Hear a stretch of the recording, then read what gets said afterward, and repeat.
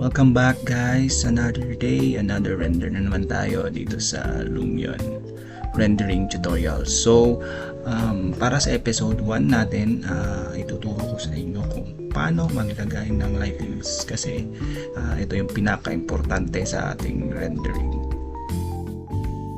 So guys, as you can see, may mga nilagay na ako na lightings dyan para mas madali.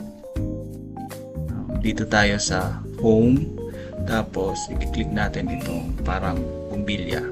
So, para mapunta tayo dun sa paglagay ng mga ilaw. Pero dapat nandito nakaklik itong arrow tsaka itong move para maggalaw-galaw nyo. Okay? So, click natin. So, meron na akong mga nilagay. For example, ito. So, magpipindot ka lang naman dito sa lights. Okay? Kung maglalagay ka ng lights, is pipindutin mo itong face. Okay, tapos pipili ka dito sa spotlights, omni lights or area lights. So itong nakalagay na ito is puro spotlights to. So isa-select natin siya.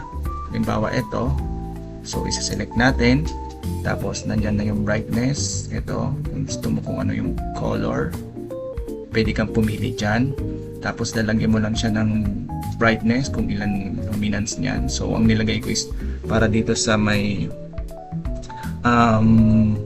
kitchen breakfast nook is nilagay ko ng 1000 plus na lumens. So yung light source natin, toggle switch lang natin to on, and then same na lahat yan. So papacheck ko sa inyo kung ano yung kulang. So eto. So tingnan nyo, may mga ilaw na siya. Balik tayo sa build, and then mag-click tayo nitong area lights. So ito yung nakakapagpaliwanag.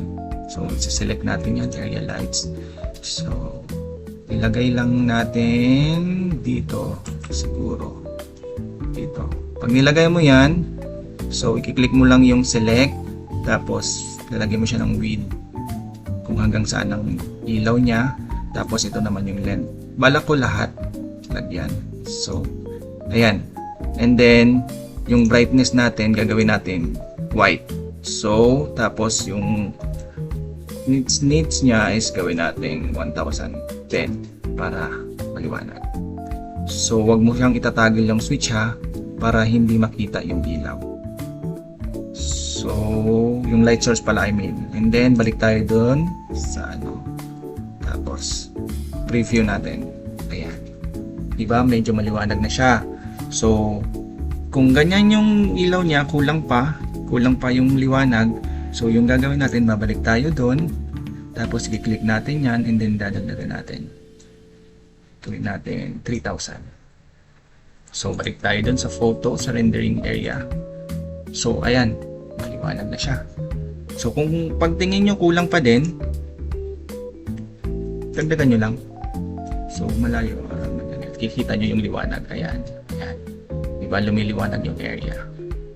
So, gawin natin 10,000. So, ayan. Parang sobrang liwanag naman. So, bawasan natin. Bawasan natin siya. Gawin lang natin 3,000. Gawin lang natin ng 3,000. 2,000. Para medyo kita pa naman. Okay, so yan, ang ganda na. So, ito po nga pala is night scene to. So, naka-night scene tayo dito. Balik tayo doon. Bawasan natin ng konti. Para medyo gabi. Tapos, ito, yung brightness nito, gawin natin 1, 2 1, 2 1, 5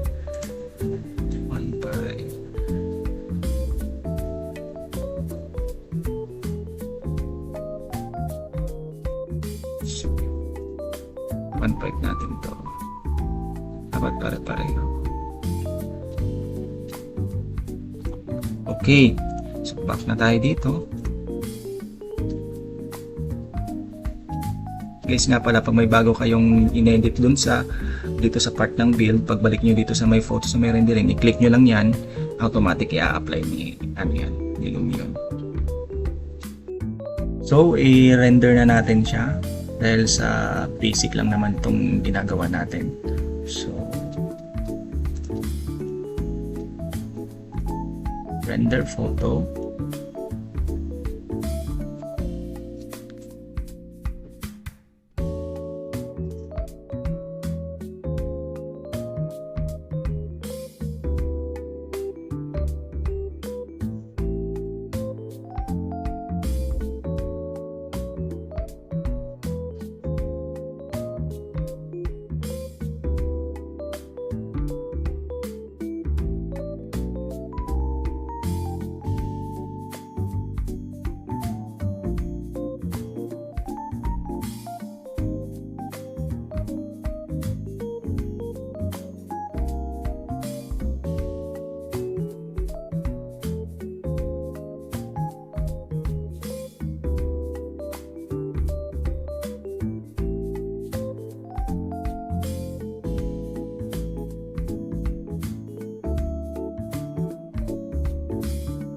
Okay, so nandito na siya.